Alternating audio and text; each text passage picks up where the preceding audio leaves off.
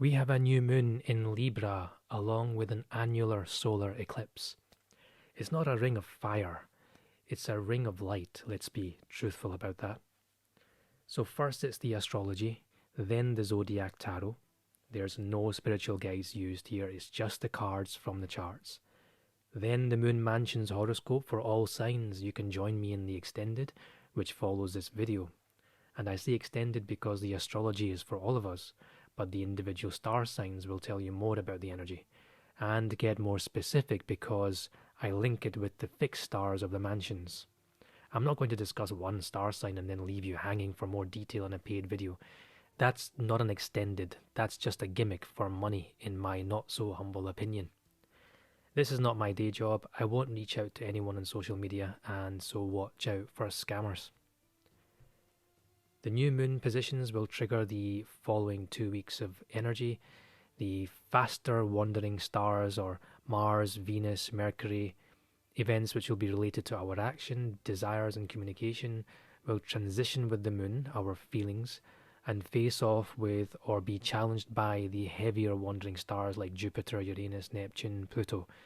That will remain in these new moon positions as they are slow to move. The slower stars are lined up at the bottom, giving us an outline of a painting. The faster ones above, like ink, flying past and making connections, they will fill in the colour, so the picture will become clearer. To get the bigger picture, we start with the new moon in Libra with a solar eclipse on this south node. The new moon means that there's a start of a new cycle where we are accepting, letting go, or starting again, which should mean that we are busy in the next 2 weeks doing. A solar eclipse deepens this energy with some positive surprises. Remember, it's not a total eclipse where the moon, our inner desires, completely covers our sun, our ego. In this one, the sun shines around it.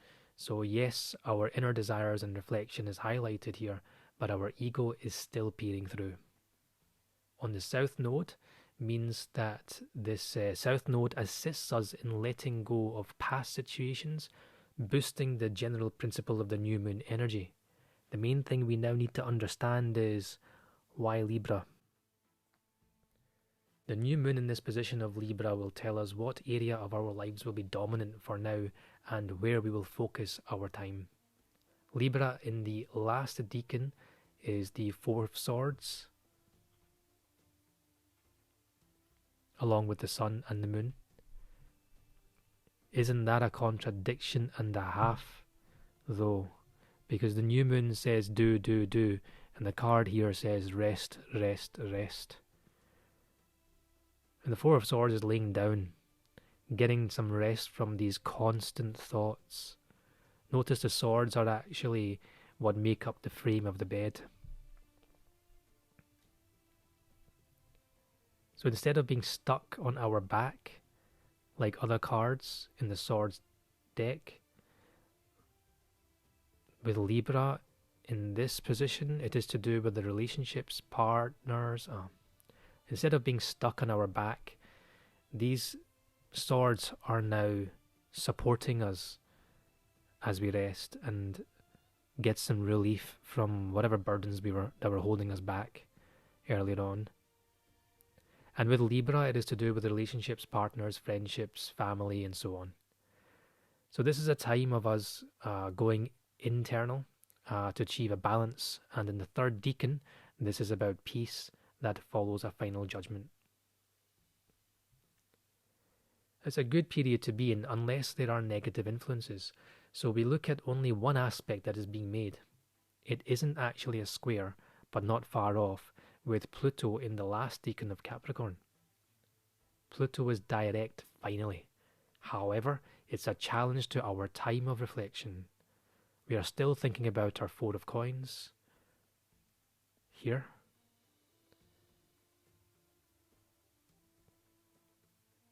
When and where to spend our money, or to invest it, or to keep it ourselves, or be charitable. Whilst we have this energy, Pluto is aspecting well to Uranus in the last decan of Taurus, which is the Seven of Coins. This is saying to us that we must have faith in the future harvest. So if we are investing money, as per Pluto, Four of Coins, then we are also being told to have confidence in this investment by the Seven of Coins.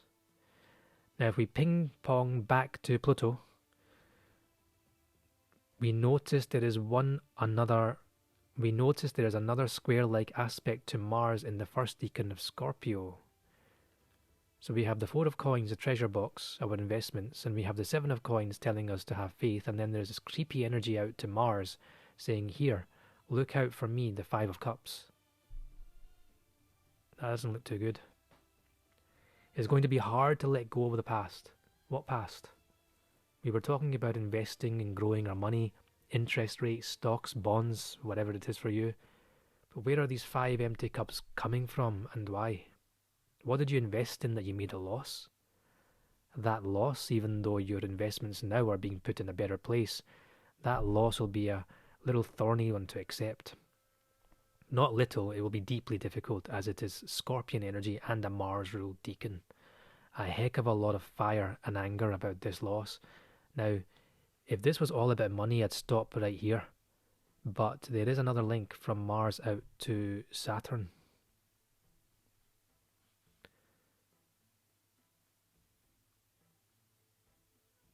It's a good link, so there is something karmic and some moving on energy. If we feel a loss, we will be able to move away from it. But what is it that we are feeling loss over? As I said before, it's not all money. So look at Saturn and how it faces opposite Venus in the first decan in the Eight of Coins.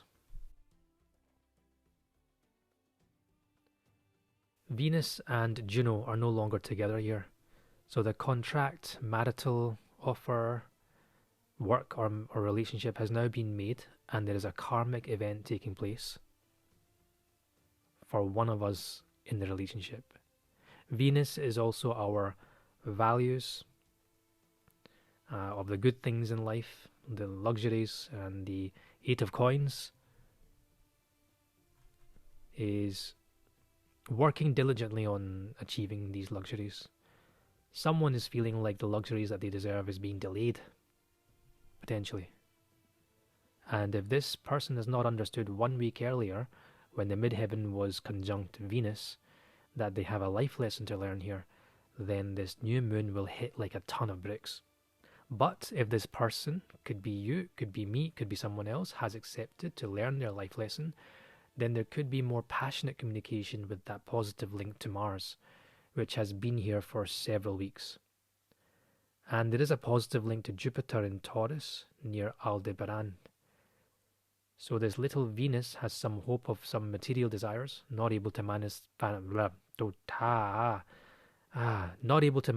them now, but perhaps offering it to us as a glimmer of hope for a future relationship where the Ten of Cups can be realized.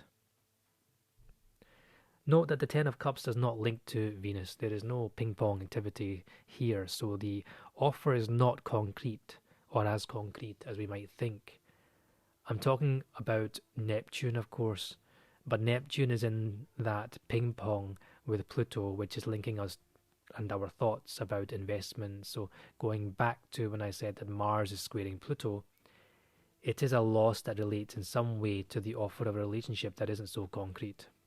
We might be thinking, you know what, I wasted my time on this person or these material things that could have been better spent elsewhere. Either money or time is a loss. But it's minor for you and major for the other person in your life because Lilith and Juno are conjunct here.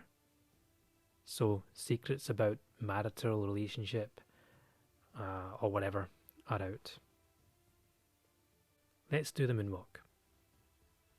On the 15th of October, Saturn is now conjunct the rising house of Pisces. So this is deep for all those with Pisces rising, perhaps sun and moon, but more so for rising. That's how astrology really works. If you look over the other side, then Venus is in the 7th house of relationships, with Juno and Lilith right here next to it. So this is deeply transforming a marriage in the Piscean life. I'm not going to go into Pisces too much here, that's for the extended, but it is interesting to point out. The moon has now met Mars in Scorpio. That Five of Cups, feeling empty, is going to be feeling real empty now. From the 14th to the 15th, this loss energy is minor for us and short-lived, so try to get past these thoughts, even though they seem quite deep, and see them for what they are, basically lessons. Nothing is lost, but if you feel lost, lose everything, just never lose God. On the 19th of October, 4 days later, the moon flies over to the midheaven region of the chart. Now we are the ones reflecting on what is our life purpose. The Sun and Mercury are conjunct in the third decan of Libra, the Four of Swords.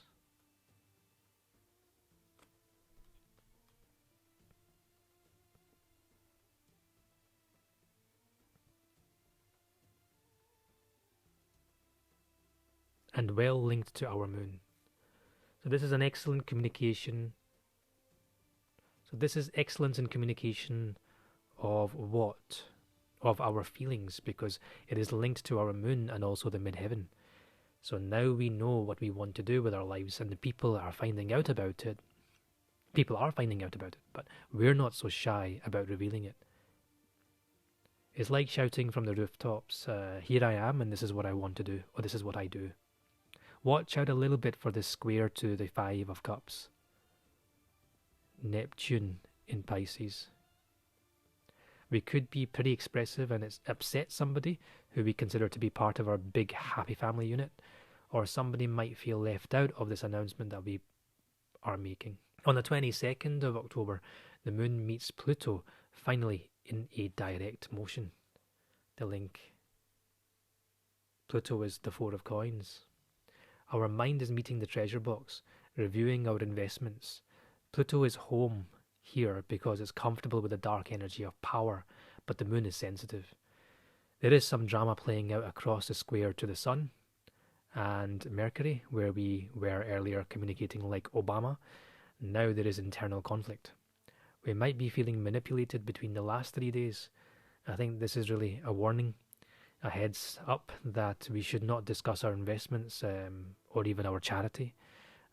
Give, take, or what's the phrase? The left hand shouldn't know what the right hand is doing. Basically give so much that the left hand doesn't even know how much the right hand is giving away. Could be your investments, could be charity, could be spending money, could be saving with someone. Well, whatever, even just for yourself. It's none of somebody else's business. So try to keep a lid on it and keep the conversations with the people who should be involved, like the professionals. Sometimes this type of transit indicates self-harm. Don't go there, okay? I'm just saying it's a possibility and not a definite outcome.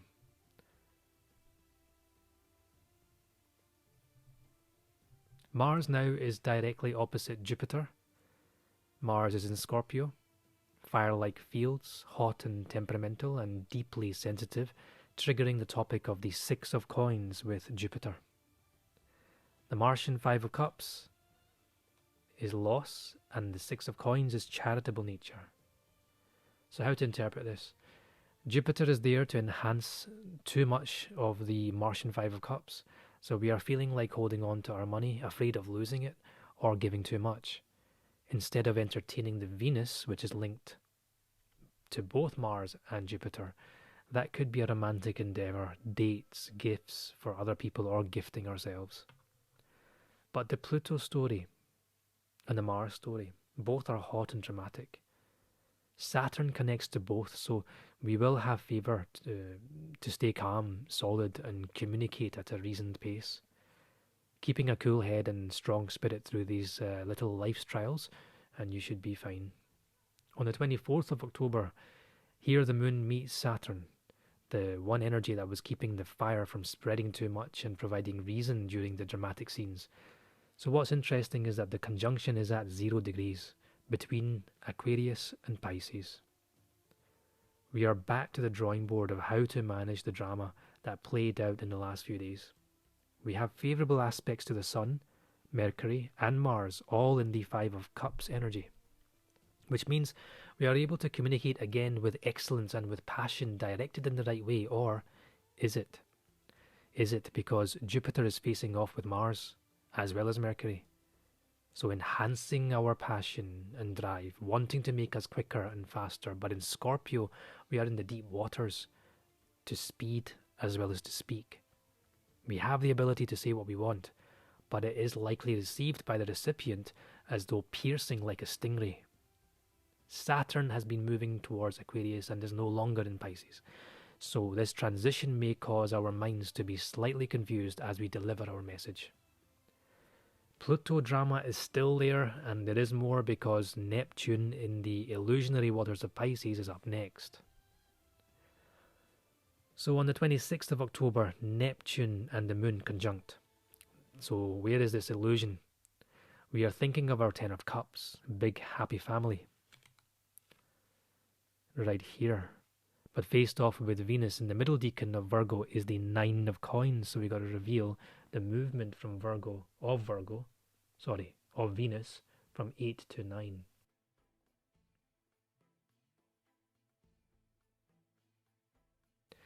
This is personal achievement of the harvest, which is to come to fruition.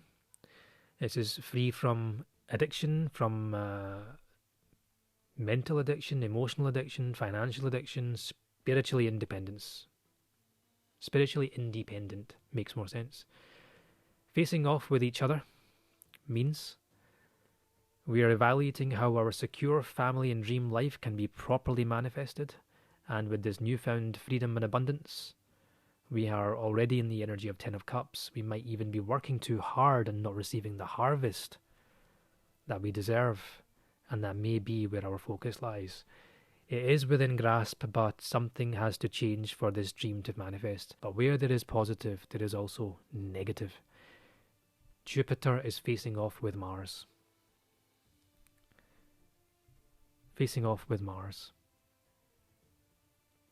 As well as Mercury. And now also the Sun. So Jupiter was facing off with Mars and Mercury. Now it's Mars, Mercury, and the Sun. Now, all three in one decan. Strengthening the message of this decan. Of grieving some sort of loss.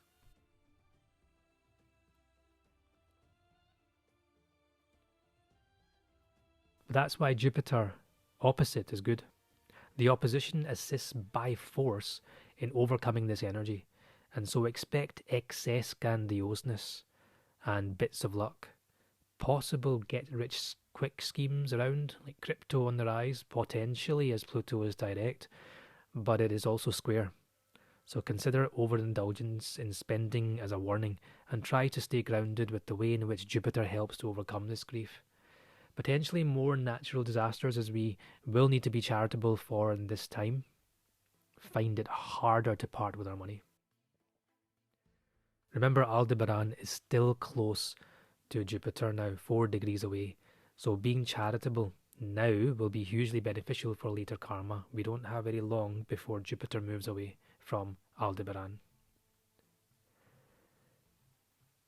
When the moon meets Jupiter, it will be a full moon lunar eclipse. So watch out for that one. For those of you joining me in the extended, for the moon mansions and the all signs read, I'll see you there. If this is where we part, then with your permission, I'll take my leave.